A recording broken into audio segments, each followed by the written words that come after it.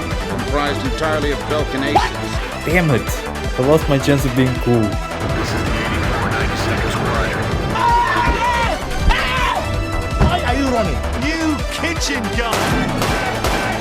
Over there, there's nothing We'll but... escape with my training jets. Are those guys really traitors? I'm fast.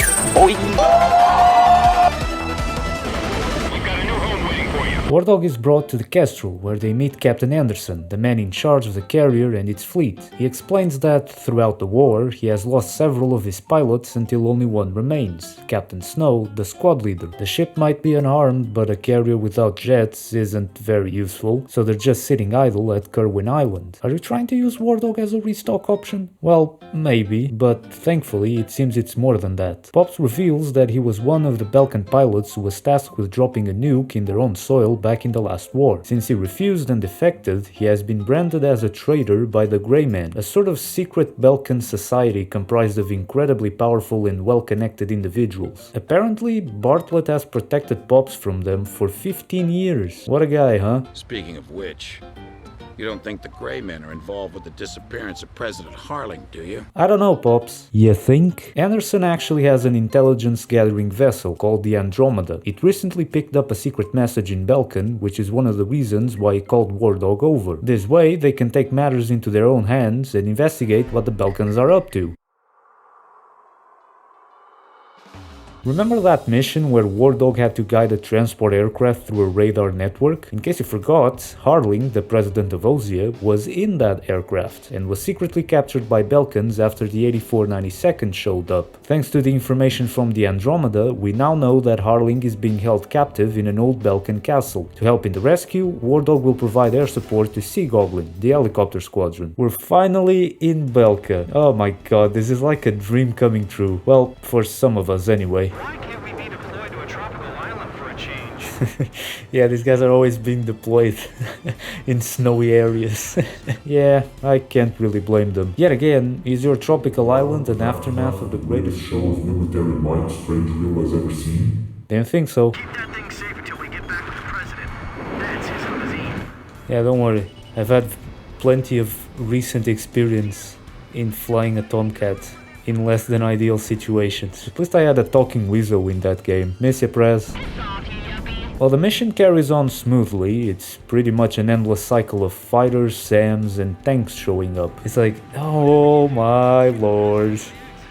What I wouldn't give to have a couple of bombs right now. Break down the castle walls and get rid of the remaining fighters.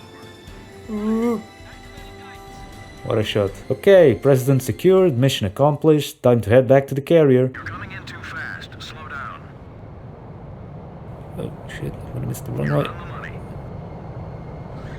There you go. Look at that. Perfect, Blaze. Stand by. That was a perfect landing if I ever saw one. I'm sure I'm gonna get some comments on that one.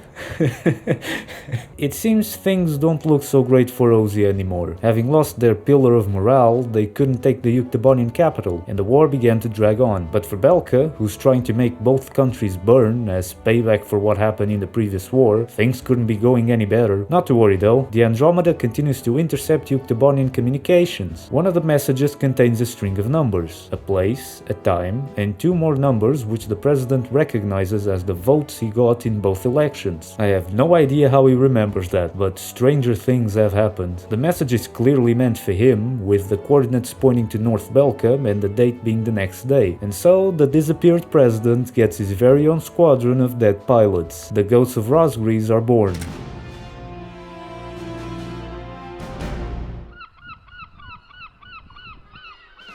After deciphering the encrypted code, the Kestrel has learned that a Belkan mining facility is now suspiciously active, with a radar network being spread across the area. Based on the date and time on the message, something is going to happen and we need to be there to see it. To minimize the chance of detection, Blaze will be sent alone for this mission. You're only doing recon, so the plane won't have any weapons, being equipped with a camera instead. Get through the radar net, take the photos, and get back to base. Solo flights can be real lonely.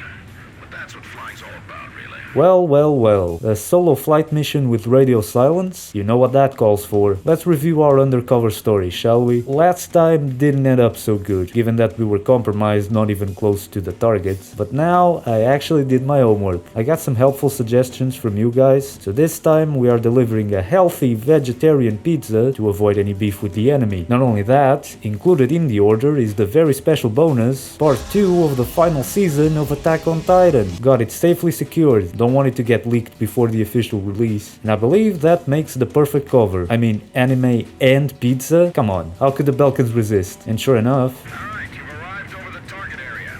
Cancel radio silence. Alright, time for Blaze the photographer to get to work. Something is being moved from the mine, so the first picture needs the mine entrance and the transport planes in frame. Photo received. Pops has spotted some of the 84-92nd guys next to planes from Yokota. It seems the Belkans are sending aggressors to Yokota as well, which makes sense considering that they're trying to control them. Take a picture of both countries' emblems side by side for evidence. Say cheese. Order 2 planes take off. Capture both of them in one shot. Got it? Yeah, I got it. Well, I thought I had it. Guess not. I really make things harder on myself, don't I? There you go. Okay, now I got it. Okay, got the photo. Time to bounce. Wait. Where's the anime? I swear I had it on me. Oh no. I dropped the anime. No! Now we have to get it back. You're kidding me. I probably won't be able to bring it down in one shot. Blaze's incredible photos show that the mine is hiding nukes of the same type used in the war 15 years before. They are stored in the same place as the lost anime and are about to be retrieved by the 2 aggressor squadrons, so the president tasks Razgriz to recover the dropped goods, and also destroy the entrance of the mine to seal the nukes inside. I guess that's also important. I'm back, motherfuckers. Do you think they've already carried out nuclear weapons? Probably. It's too soon to give up. There may still be something we can do. I mean, yeah, I'm not saying that we shouldn't take this down, but I mean, come on. Okay, we're here. We made it. The grandma are already gone. They took it. We were too late. The hype for the last part is too big. With that in their hands, they can manipulate more than the armies. They can manipulate populations.